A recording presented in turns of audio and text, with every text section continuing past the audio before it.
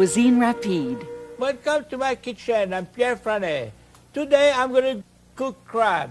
When I first came in this country, I knew about crab, but I was never introduced about crab meat. I remember a friend of mine, it was in 1939, took me to fishing. We went at night with traps, and we caught a lot of crab, and we got the meat. And when I saw the meat, I tell you very frankly, it was so delicious, so tender, so different what I have had, especially the lumps crab. Now, here we have lump crab. It's the best part of the crab meat, which is, I think, few pieces on each side. There's not that many. That's why it's so expensive. It costs maybe $18, $20 a pound. But you don't have to use that kind of crab meat if you want. You could use a lesser grade of crab meat, you see. It's come at different prices. But please, don't use canned crab meat. You know, you got to use, processed crab meat who has been retold for a long time is not very good. Now, this crab meat comes from those crabs. That's blue crabs. And I tell you, I still go, I live in Long Island, I mentioned that many times, but I still go in the summertime, I go crab fishing myself. Okay? Now, this blue crab, you see they're very much alive. Now, we have different kind of crab. This is a snow crab. You could use that too. The crab meat is that meat is very good too, but it's a little cheaper, it's different. Here we are on Dungeness crab.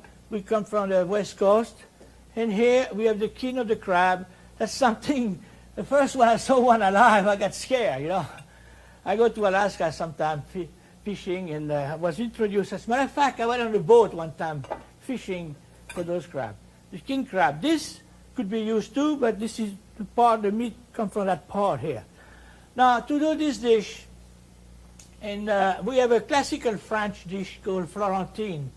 So it's something it's cooked with breast of chicken, and we could use a filet of sole or seafood, anything. It's a bed of spinach, and you put the crab meat over, or whatever the meat, the fish, whatever you use, and you make a cheese sauce that you put over, and you gratin it in the oven. So this is what I'm going to do now. As a matter of fact, in 1939, I said that when we first came here, we put that on the menu at the Pavilion restaurant. All right. And so what I need here, we got spinach.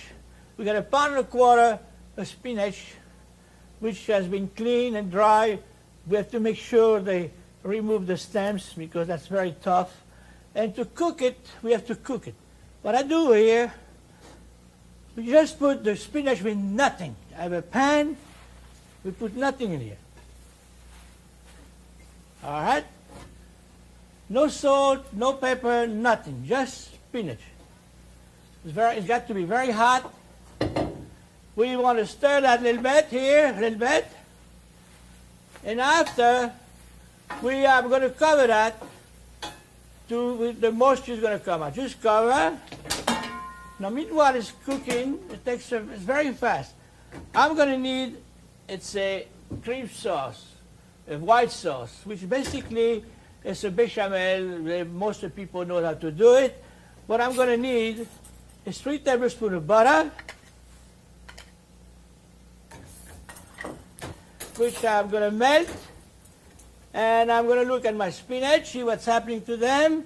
They're not quite good. All right, we're going to stir them. Okay. Put back the cover on it. Now, to this, I'm going to add 3 tablespoons of flour. When you use a flour, make sure, when I say 3 tablespoons of flour, make sure it's even. We don't want too much. You got to be right like this. That's 3 spoons of flour. When I have a lot of French chefs, my French chefs, when they come to my kitchen and we do recipe with them, I told them, how many tablespoons of flour you say? Oh, 3 tablespoons.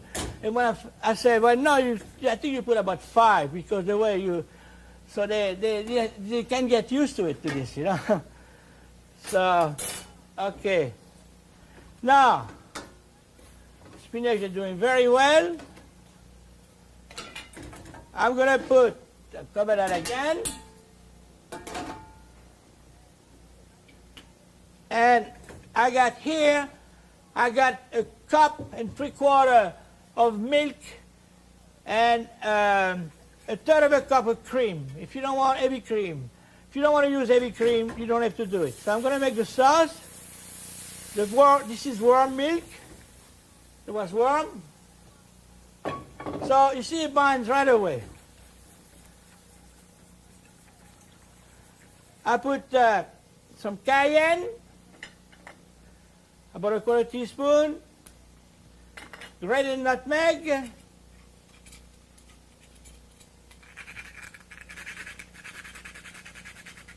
okay, a little bit. I love fresh nutmegs.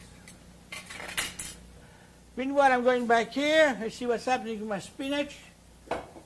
I think they're ready. So while the sauce is cooking, I'm going to finish the spinach.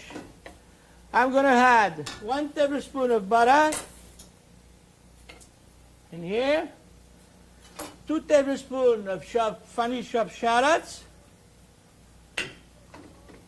a little bit of salt and pepper on the spinach. I didn't put too much, I didn't put any before. I'm using white pepper here because it's a white sauce. So here we are. The sauce is made. You cook it for about 5 minutes. This is the base. I'm going to put 1 yolk of egg here. 1 yolk. See, I put the yolks of eggs right, not over the fire. We want to bind this very quickly with a whisk. We put 2 tablespoons of Gruyere or any kind of cheese you like, little dice. We bind this together.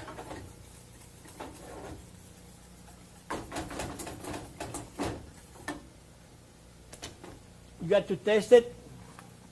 A little more salt. I love cayenne, a little bit of cayenne, not too much. Okay, and that's done.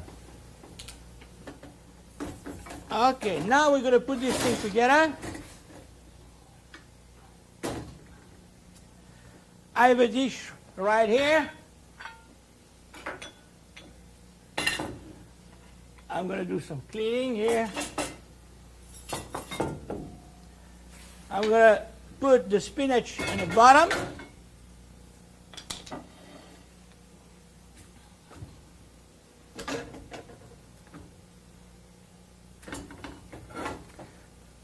I'm going to scrape that in the bottom like this.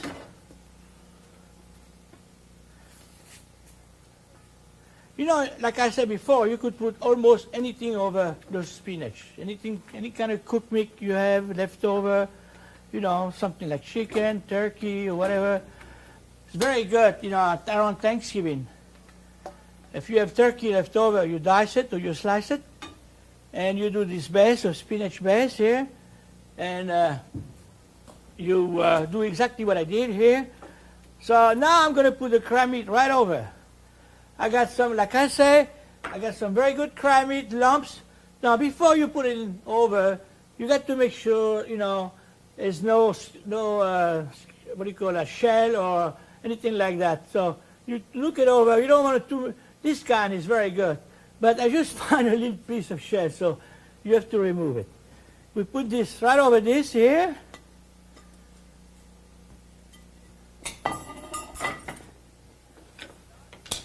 We kind of smooth it out a little bit like this here. Over. And I preheat my oven at 350 degrees. So you preheat your oven. Make sure to preheat your oven before for 350 degrees. And here I got that beautiful sauce. Cheese sauce. I call that. This is a basic cheese sauce. So I'm going to spoon this over. I got a spoon here, yes.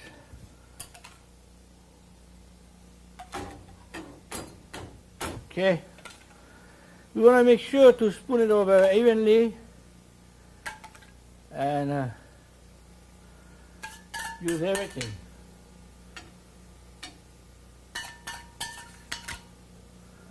Okay, it smells good. I love the cheese flavor.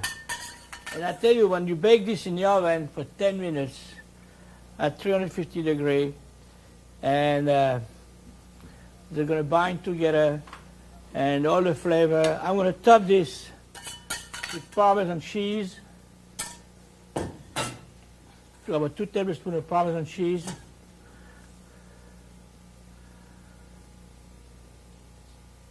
And you bake this, like I said, 350 degrees in the oven. And so what we did here, I got some we made. I'm going to show you what it looked like. I'm going to put this one on top. I got one in the oven. It's been baking for 10 minutes, bubbling.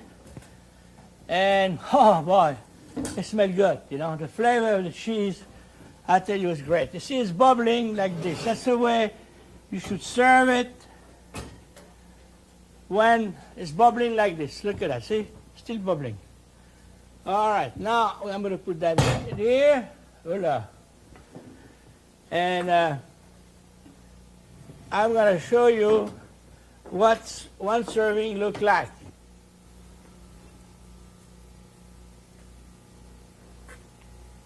Look at it. Put a little more, put some crab meat over like this, and put something brown over. I tell you, it smells great too. So this is one serving. This is for 4 serving. And I love that flavor, the combination of crab meat and cheese and spinach together. This is my first recipe for crab today. Crab meat and spinach au gratin. Next up, behind the scenes. This time, Odo Bricky's Crab House.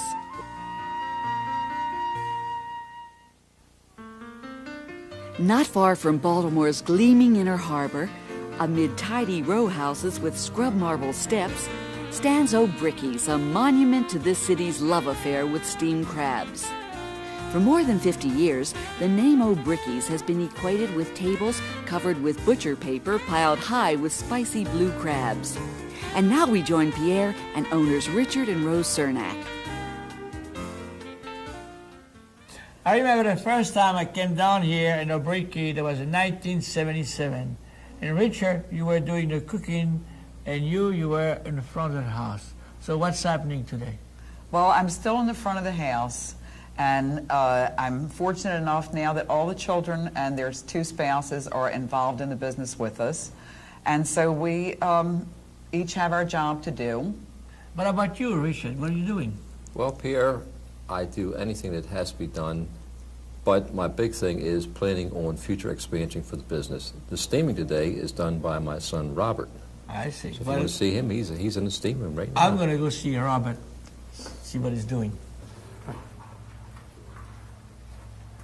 Robbie, we're in a crab box now. What's happening in here? Well, we have to sort the crabs out for different sizes. I see. These crabs are Maryland crabs. They just came in today.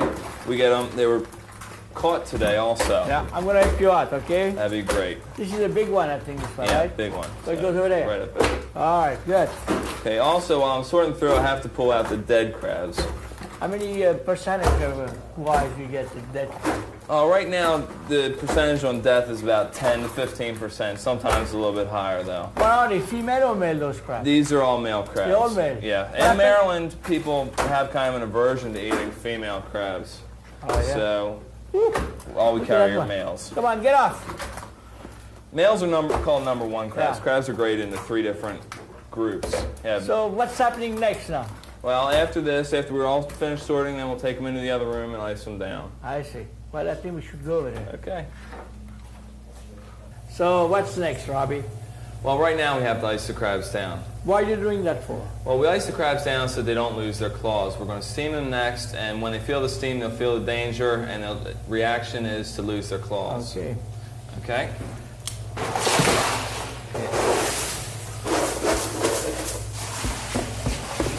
So how long they stay in here? They'll stay in the ice for about 10 to 15 minutes. You know, it's been about 15 minutes in the ice, Robbie. So what's next time? Now we have to put them in the pot. Okay. I see. We'll put a layer of crabs down first, and then once I fill up this layer, then you put a layer of seasoning You put only one layer, right? One layer, so all crabs have a layer of seasoning on them. Okay, now we can put some seasoning on. All right, that's it. This is a spice. That's a very good spice, right? Yes, it is. It's our own. All right, so I just, what do I do? Spread them on top like this? That's good. I see. That's plenty. All right. So that's fine. You know, you don't want to give me the recipe, I imagine. No. Why? Because that's what we built our business on. I see. It's our seasoning. I know you got salt in there, you know, and I don't see anything reddish, so I don't think any paprika or red pepper. He's not talking, you know. He doesn't want to tell me, you know. You could say what you want to say about it. All right, okay. I put more spice in here. Someday, you tell me, I'm sure. Okay, this will be it for the last layer. So, a little more spices. Yeah. And that's it, huh? That's it. Now bring them over here. Hook them up to the steamer. We use live steam. And it'll go on for 15 minutes. 15 minutes, no more than that. That's it, 15 minutes.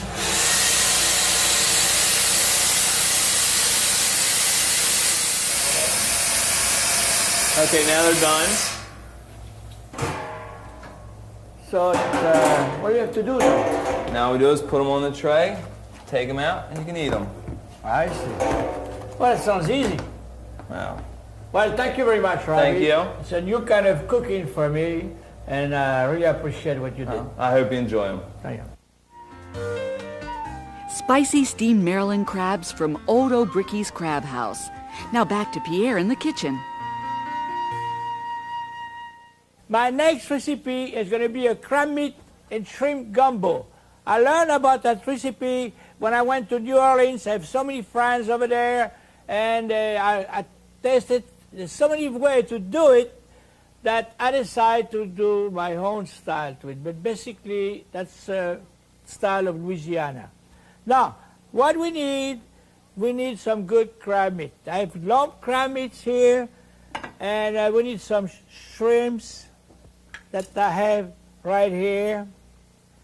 And I'm going to show you how to peel and develop those shrimp. I have a gadget here, which I discovered many years ago back in New York. And all you have to do, you push it through like this. You insert the tip of this gadget right here. And you push it through. You know, you have to go fast, you know, but I'm going slowly right now. And then here we are. We have a shrimp which has been peeled in the vein. I'm going to do another one to show you again. You picked up the shrimp like this. You put it insert right in here. You push it through, and here you are. The shrimp is done. Very easy. Now, sometimes if it doesn't come out like this one, you have to remove it by hand. But usually it works. Okay. Now, what we need here, we need a shrimp broth, which I made already. What we need here is the peel of the shrimp that we reserve, 3 cups of water, 6 black peppercorn, half a cup of onions, some celery stalk, 1 bay leaf, and salt. You bring that to a bowl and you simmer it for about 20 minutes. Now, here I got cabesha. It's a smoked sausage that I put right in here. Sliced about a 1/4 inch thick or a little smaller, doesn't matter. I got some 1/4 pound of ham, diced, and a tablespoon of chopped garlic, 1 cup of chopped onions. This is white onions. You could use any kind of onions you want. 3/4 cup of green onions or scallion.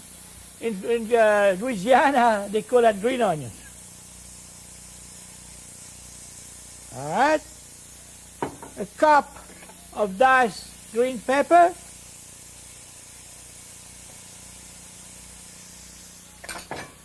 And a cup of celery. Okay.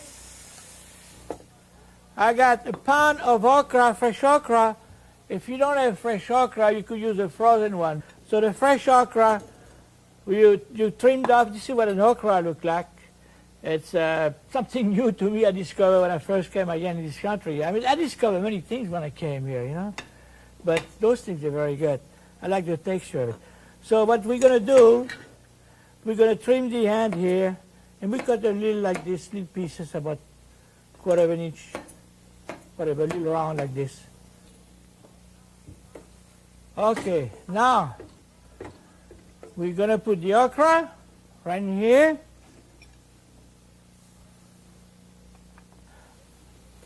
We stir this.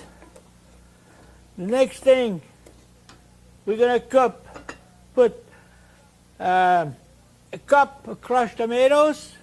In the summertime, you could use fresh tomatoes. You could remove the seed or make sure it's fresh and nice and ripe.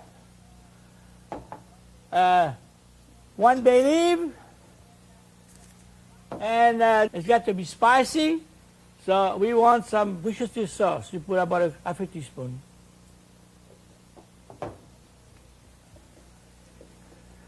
Now the next thing with this, we're going to add to this, it's going to be 2.5 cups of shrimp broth that I got here. 2.5 cups. I got 3 cups here. We're going to reserve some, about 1/2 cup later for what I'm going to use later on. Okay, it's about 3 cups.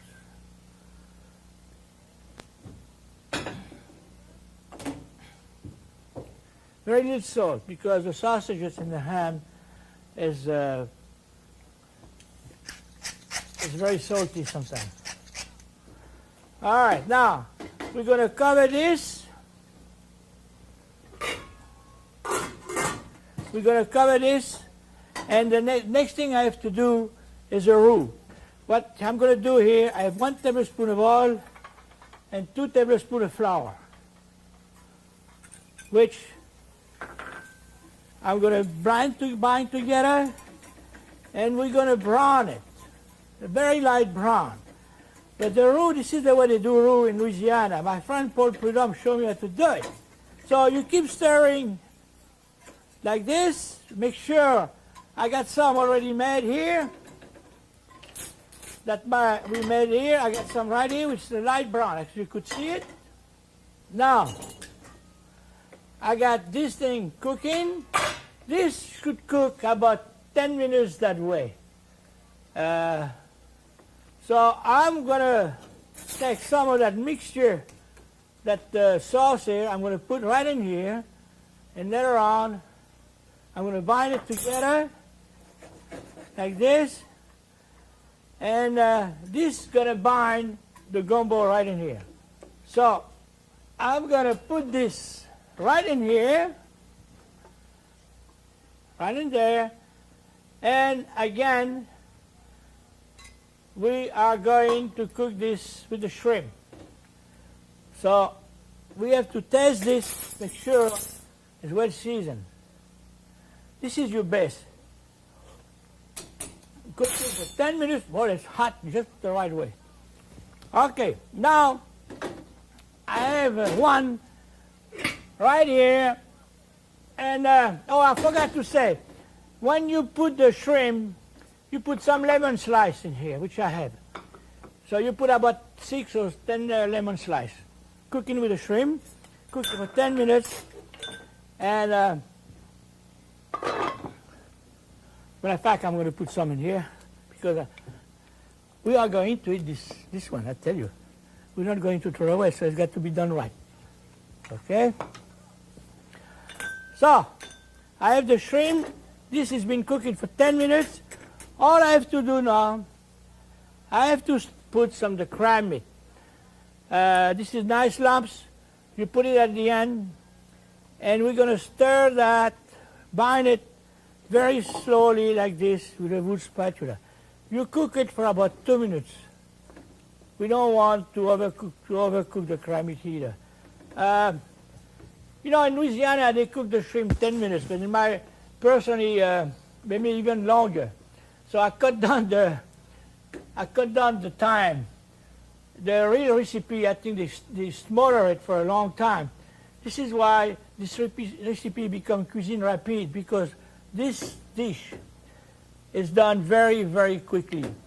I know in Louisiana they cook the roux for a long time, they, they stir it, they cook it, but this, I find, it don't make too much difference. Now make sure to remove the bay leaf, and now it's ready to be served. I have a serving. I'm going to show you what a serving looks like. So what I do here, I'm going to put about a good spoon of rice. You put as much as you want. And I'm going to put that gumbo right over like this. See? Some sauce. It's a good serving, believe me. I think it's enough for 2 people, but if you're hungry, why not? Okay, that's my second crab meat and shrimp recipe. But before that I close, say goodbye to you, I'm going to test the shrimp. It's hot and very hot. I could barely eat it because it's so hot, not because of the spice. But that's the way it should be. Goodbye. See you soon in Cuisine Rapide. Crab and shrimp gumbo, another spicy, delicious recipe from Pierre Franey's Cuisine Rapide.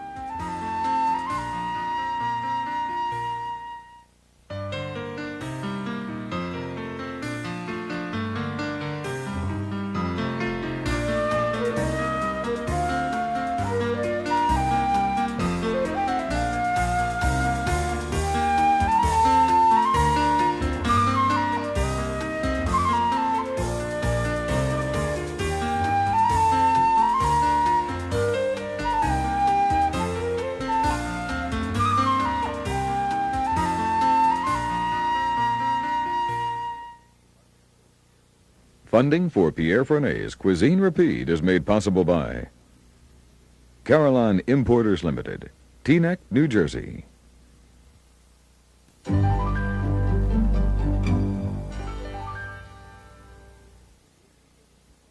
Pierre's quick and easy recipes from today's show, plus more than 250 others, are contained in this companion cookbook. 65 step-by-step line drawings guide you through Pierre's classic technique. To order this 384-page hardcover book, call 1-800-635-COOK. The cost is $22.50 plus $2 shipping and handling. Credit cards are accepted, or send your check to P.O. Box 37142, Omaha, Nebraska 68137.